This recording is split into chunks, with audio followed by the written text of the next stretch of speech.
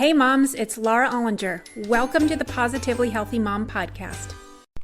Because there's no manual for the hardest job in the world. Welcome to part 2 of my conversation with Emily Surdyke-Lopez, a Certified Neuroencoding Specialist, coach, healing guide, consultant, and mom of 4. So I want to switch gears a little bit. You had shared with me that you had a time when your kindergartner lost their desire to go to school. So what did you do when that happened? Yes. Yeah.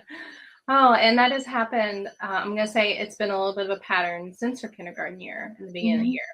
And each year we've shifted out of it faster. Okay.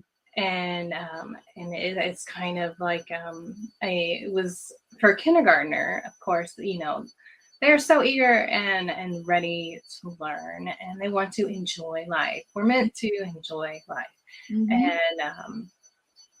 And so as she started kindergarten and the structure of the hamster wheel of a classroom, she was like, this is not for me. And I could offer her so much compassion and understanding in that.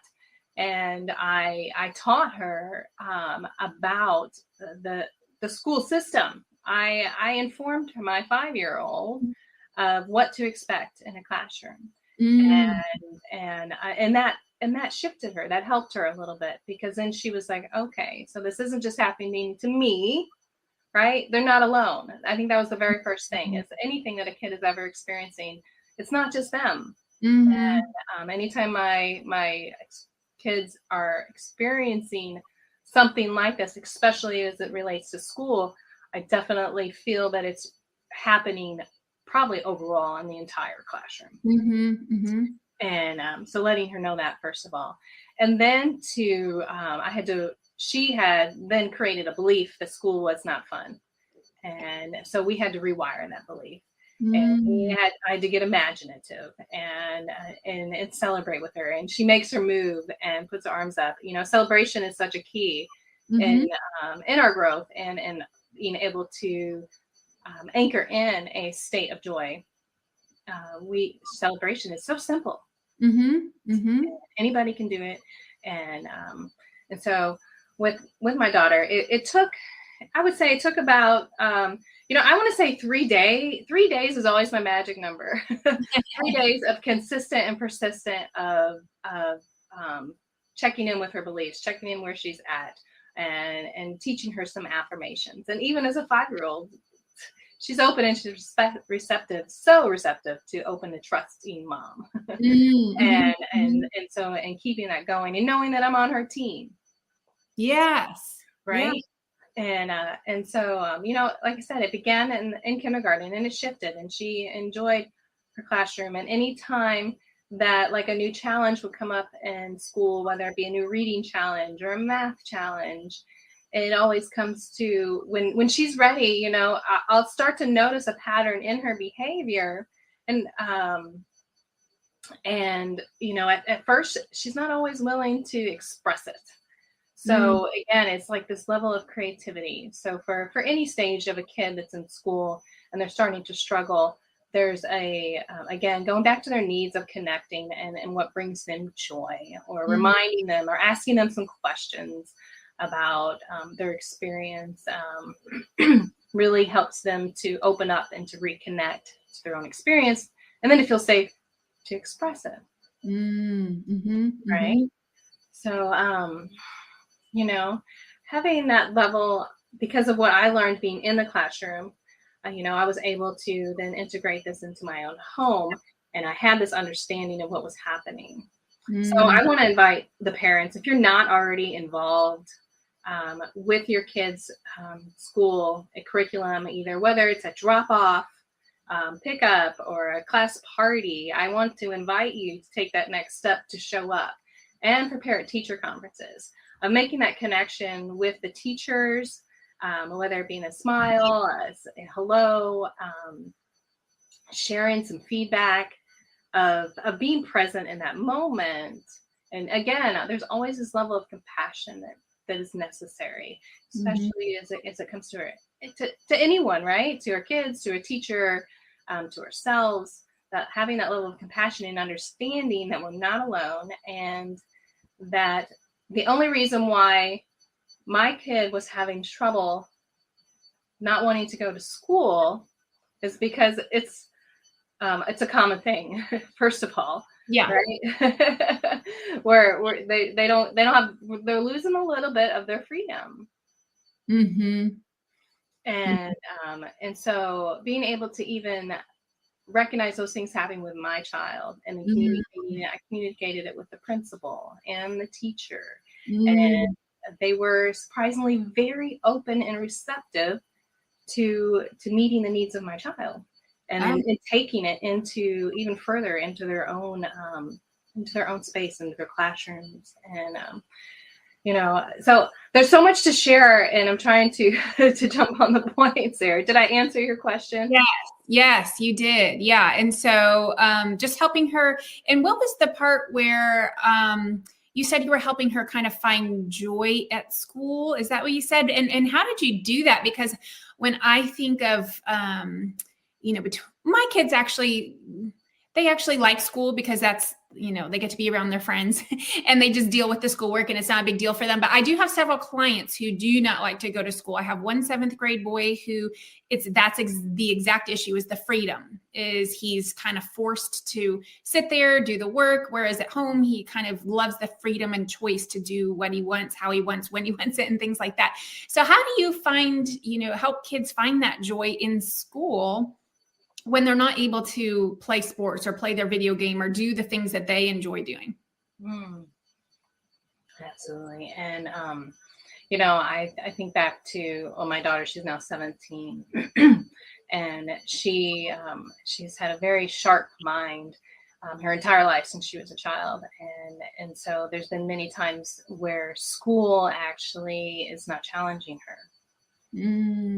And that's where that she loses the desire to show up fully and enjoy. Okay. And she's experienced that. And so therefore finding, again, connecting with the teachers on that too, like my kid, he probably used to love to learn and used to love to go to school. However, something is not challenging. He's not growing.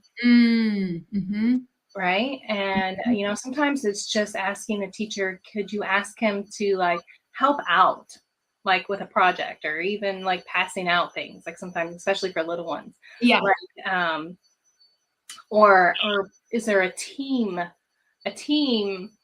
activity that the child could be a part of within the school? Because there's so many different clubs and things and opportunities, or even to incorporate that into the classroom as a way for those children that are there that are not being mentally stimulated enough, but growing their leadership skills. They're feeling that level of still being seen and significant. It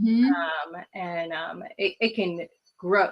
It can allow a child, even an adult, to grow at massive levels by being in a team setting. Right. So I encourage that with my daughter. And she did get into track for a little while. And then she found something else that she liked to do, and she went and joined a debate club and did some competitions and become a leader in that way. And so, again, it's we have to be able to communicate with the teachers. Yeah. I do feel like that you hit the nail on the head with my 7th grade client who, I do think that, he's a really bright kid. I think that might be some of the struggle, is there's certain boredom because he's just not being challenged, and it's hard, it's a big school, and teachers are trying to manage everybody, and they can't always be doing, helping that, my client. So maybe that is something that we could talk to his mom about, and maybe see how they could engage him more, and just finding ways he could, use some of that energy that he has, because he has a hard time just sitting there. So I think that's such a great point. And then what do you talked earlier about some daily things you were doing with your daughter. So what other daily practices do you recommend for a mom who kind of, you use the term team, like to grow her home team, what does that mean? Like your family, and how do you grow that? So much there. Sometimes it comes down to like when it's time to prepare a meal and getting involved together, especially for my little ones. It's been like, all right, I'll invite them to create a menu for the meal and take orders from their sisters and bring them in to the team, bring them into the setting, so that for when I'm cooking dinner, it's not a million questions to mom and this and loud noises, distractions. A lot can happen when a mom's trying to cook a dinner. So just involving them, even if it's just the first step of it sometimes, or can you help me get out some supplies out of the fridge or out of the cabinet? Then it just like, it opens them up to a level of resourcefulness and creativity for themselves. To then they help out and they feel seen, they feel significant, and then they go and maybe play something on their own or join a sibling and do something else.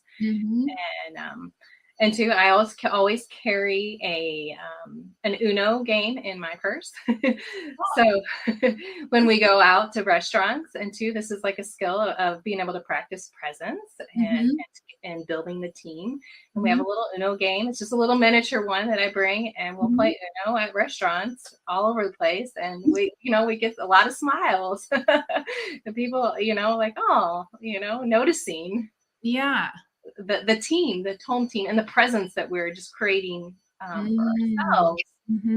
And I love that because we're conditioned now to see everybody on their phones at a restaurant, especially when the kids and they're waiting for their meal and to be on their technology. So I love that. Such a great way of being present out in a restaurant, because a lot of times there is a long wait or it's busy and it's hard to just sit there with nothing to do. So I love that little trick that you have in your purse. Kind of up your sleeve. Absolutely. Yeah. So what do you recommend when moms feel like they're a bad mom? Because I think we all experience that. We all get the mom guilt, or we somehow feeling like we're bad because we messed up. What do you say to those moms? Absolutely. Again, you're not alone. We all feel that way, right? Yeah. And it's more the feeling of feeling not enough, right? Of not feeling like we're doing enough for our kids. And they're misbehaving. We keep trying and nothing's changing. And I strongly believe that in those moments is when, if by keeping going, by staying true to our mission of building our presence, of growing our home team, that just beyond that feeling of not feeling enough, it is inviting us to grow to the next level. All right. So it oftentimes, how life is a kind of a roller coaster, and we want our roller coaster to be heading up, but sometimes it's going to dip and go up.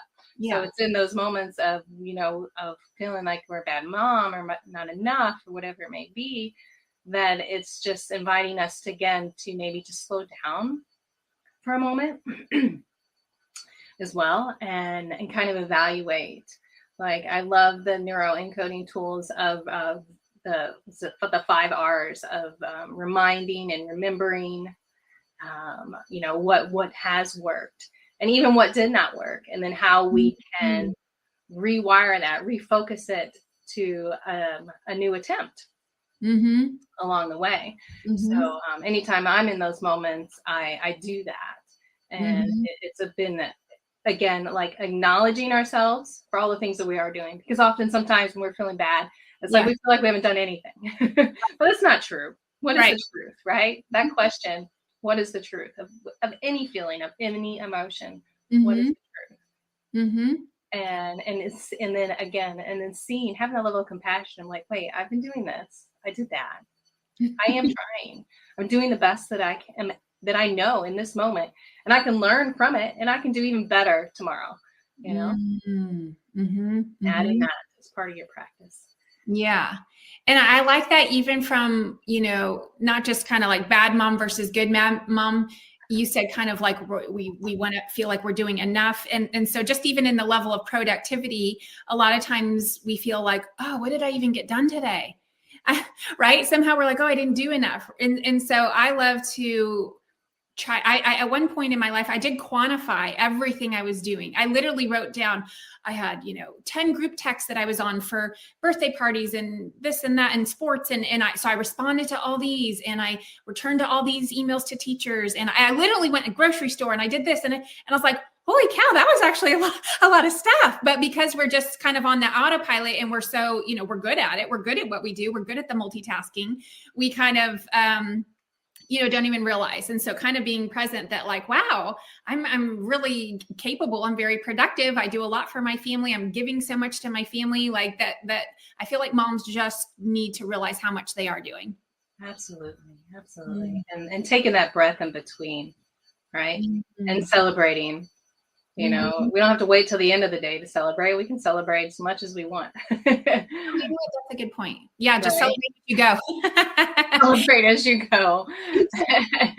And, sometimes it's like a little lyric to a song, celebrate, come on. I mean, that's a simple one, right? Yeah. And then that way, you don't build up so much of that low energy. Right. And just starting to catch yourself and having patience along the way. And, everything, is a practice. Even getting up and brushing our teeth in the day, every day, is a practice that we began as a small child. And now we do it without even thinking about it. Of course, that's what we're going to do when we wake up.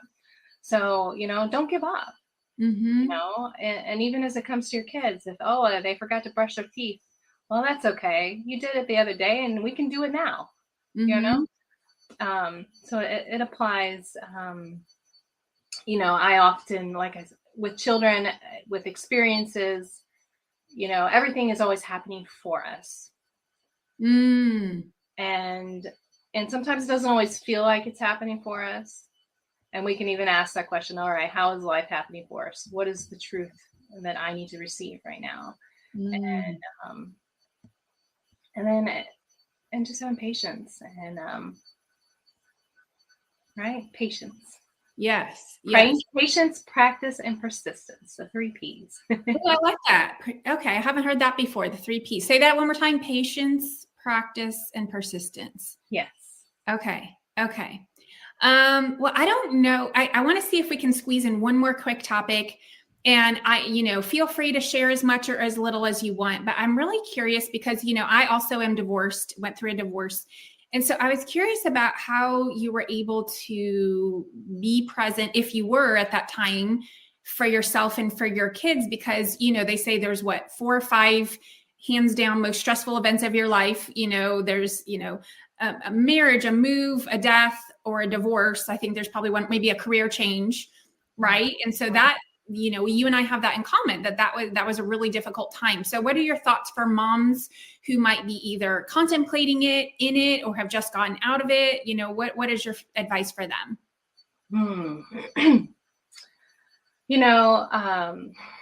I've gone through all of that, of a shift of a complete career, relationship, moving, and,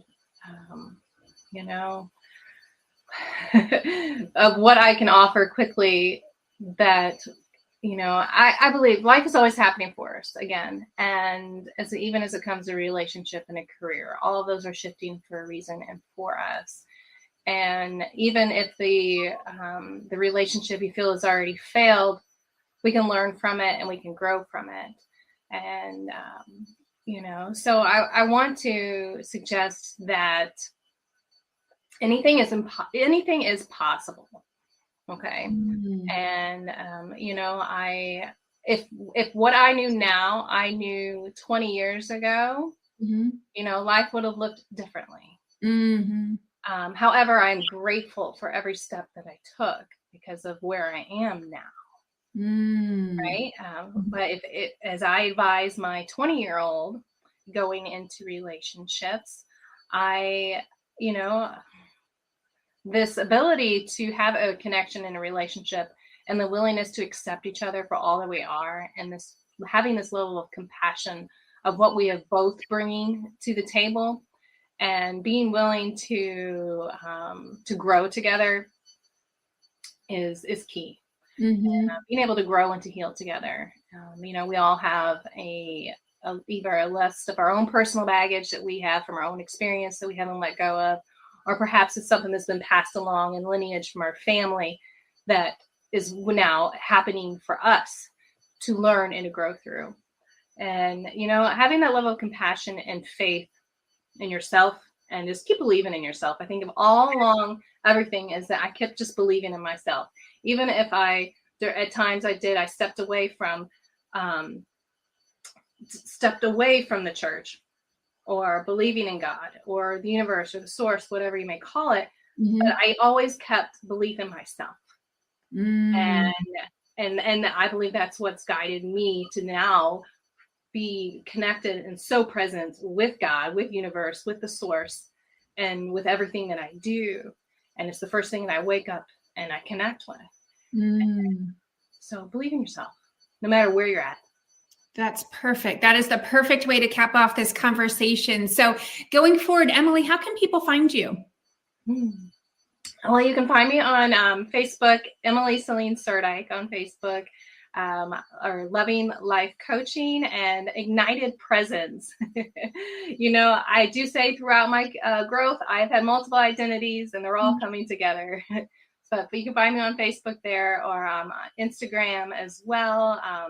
A Pirate's Eye Perspective is I began there with taking photos of sharing presence in that way with the beauty of nature. You can find me there on Instagram. And my website, ignitedpresence.com. That's perfect. Okay. Well, Emily, thank you so much. I so appreciate your time today.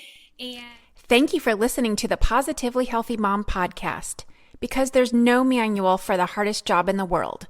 Don't forget to subscribe and share with your friends.